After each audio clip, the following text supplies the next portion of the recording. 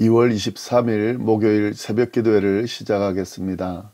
사도신경을 고백하시고 찬송가 408장을 부르신 후에 하나님의 말씀을 함께 나누겠습니다. 오늘 하나님께서 저희에게 주신 말씀은 사무엘상 16장 14절부터 23절까지의 말씀입니다. 여호와의 영이 사울에게서 떠나고 여호와께서 부리시는 악령이 그를 번뇌하게 한지라. 사울의 신하들은 그에게 이르되 보소서, 하나님께서 부리시는 악령이 왕을 번뇌하게 하온즉 원하건대 우리 주께서는 당신 앞에서 모시는 신하들에게 명령하여 수금을 잘 타는 사람을 구하게 하소서. 하나님께서 부리시는 악령이 왕에게 이를 때에 그가 손으로 타면 왕이 나으시리이다 하는지라. 사울이 신하에게 이르되 나를 위하여 잘 타는 사람을 구하여 내게로 데려오라 하니 소년 중 한 사람이 대답하여 이르되 내가 베들레헴 사람 이새의 아들을 본즉 수금을 탈 줄 알고 용기와 무용과 구변이 있는 준수한 자라. 여호와께서 그와 함께 계시더이다 하더라. 사울이 이에 전령들을 이새에게 보내어 이르되 양치는 내 아들 다윗을 내게로 보내라 하매 이새가 떡과 한 가죽 부대의 포도주와 염소 새끼를 나귀에 실리고 그의 아들 다윗을 시켜 사울에게 보내니 다윗이 사울에게 이르러 그 앞에 모셔섬에 사울이 그를 크게 사랑하여 자기의 무기를 드는 자로 삼고 또 사울이 이새에게 사람을 보내어 이르되 원하건대 다윗을 내 앞에 모셔서게 하라. 그가 내게 은총을 얻었느니라 하니라. 하나님께서 부리시는 악령이 사울에게 이를 때에 다윗이 수금을 들고 와서 손으로 탄즉 사울이 상쾌하여 낫고 악령이 그에게서 떠나더라. 아멘. 오늘은 16장 하반절 말씀을 함께 나누도록 하겠습니다. 오늘 본문에는 사울과 다윗이 처음으로 만나는 장면이 나오는데요. 극명하게 다른 두 사람의 만남이 이루어지고 있음을 우리가 볼 수가 있습니다. 이 두 사람이 어떤 차이가 있는지를 중심으로 하나님의 말씀을 함께 보도록 하겠습니다. 당시에 사울은 여전히 왕의 자리에 있었습니다. 그리고 다윗은 양치는 목동에 지나지 않았습니다. 그러므로 이 두 사람의 만남은 겉으로 보면 사울 왕과 목동 다윗의 첫 만남으로 볼 수가 있습니다. 그러나 그것은 겉으로 보기에 그런 것이고 실질적으로는 완전히 다른 의미가 있습니다. 하나님께서는 이미 사울의 왕위를 빼앗았습니다. 14절 말씀 보시면 여호와의 영이 사울에게서 떠나고 여호와께서 부리시는 악령이 그를 번뇌하게 한지라 라고 되어 있는데요. 여호와의 영이 사울에게서 이미 떠났다고 되어 있습니다.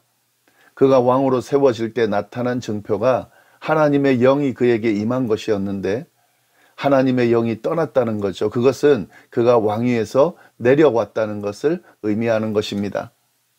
하나님의 영이 임했을 때 사울은 예언도 하면서 하나님의 능력을 드러냈는데 하나님의 영이 떠나자 악령이 그를 지배했다고 되어 있습니다.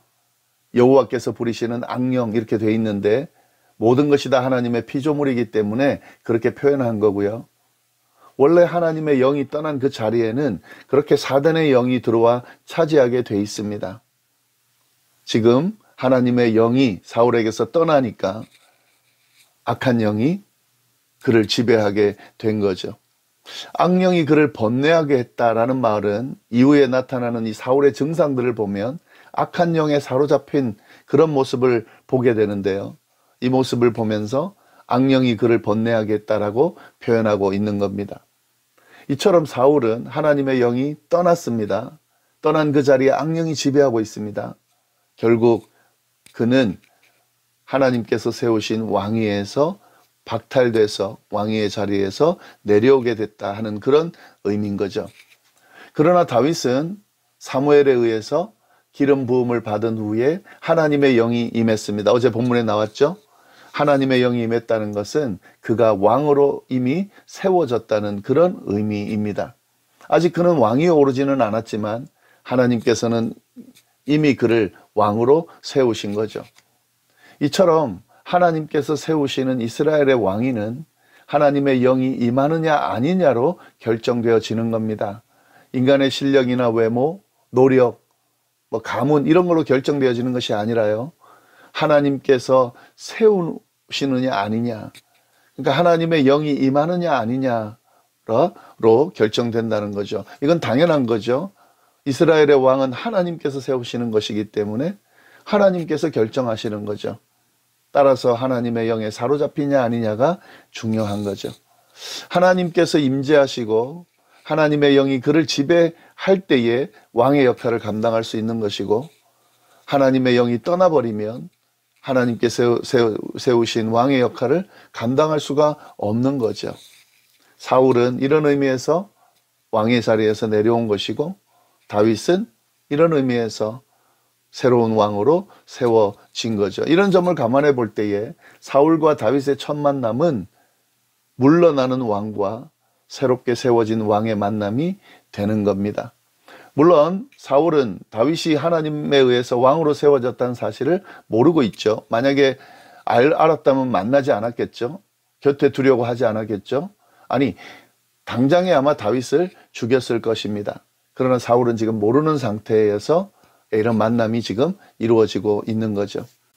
네, 오늘 본문에는 이렇게 사울과 다윗의 만남이 이루어지는 과정을 쭉 설명하고 있는데요. 그 내용을 좀 보면, 이 사울이 악한 영의 지배를 받으면서 괴로운 상황에 처해 있을 때에 신하들이 수금을 타는 사람을 구해서 그 악령을 다스리도록 하라고 그렇게 권합니다. 그래서 사울이 그런 사람들을 찾아보라고 하고, 신하들 가운데 하나가 베들레헴에 사는 이새의 아들 다윗을 추천합니다. 그래서 사울은 그 다윗을 데리고 오라고 명령하고요. 다윗은 그렇게 사울 앞으로 불려오게 됩니다. 다윗이 사울 앞에서 수금을 탈 때에 사울이 상쾌하여 낫고 악령이 그에게서 떠나갔다고 되어 있는데, 효과가 있는 거죠. 그래서 다윗은 사울 곁에서 사울의 무기를 맡은 자로서 그렇게 역할을 하게 되는 거죠. 네, 이 과정을 보면은 왕으로 세워진 다윗이 자연스럽게 왕궁으로 들어오고 있다는 사실을 발견하게 됩니다. 정말 자연스럽게 진행되는데요. 사울을 위해서 악기 켜는 사람이 필요하다고 제안하는 것도, 또 그런 사람을 찾으라고 할 때에 다윗을 추천하는 것도 너무 자연스럽습니다.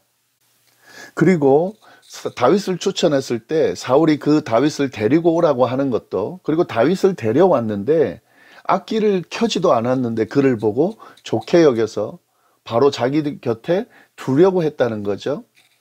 무기 맡은 역할을 아예 맡겨버리는 거죠. 그리고 다윗의 아버지 이새에게 허락까지 받습니다.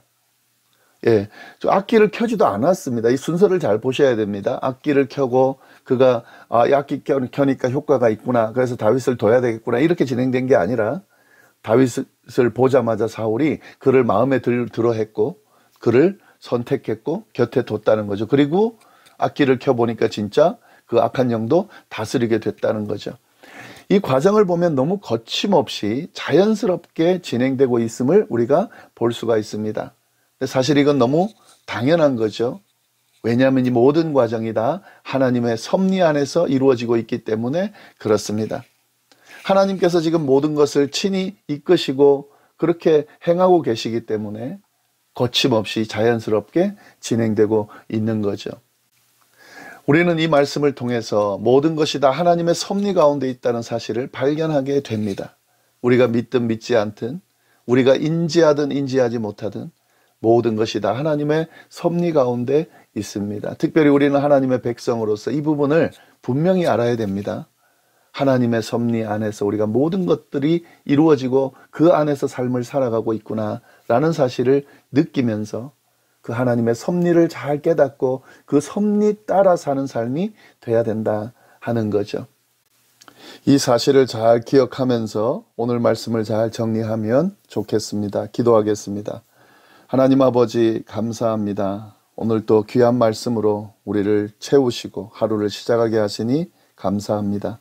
이 말씀 붙들고 오늘 하루도 승리하는 그런 하루가 될 수 있도록 주여 인도하여 주옵소서. 감사드리며 모든 말씀 예수님의 이름으로 기도드립니다.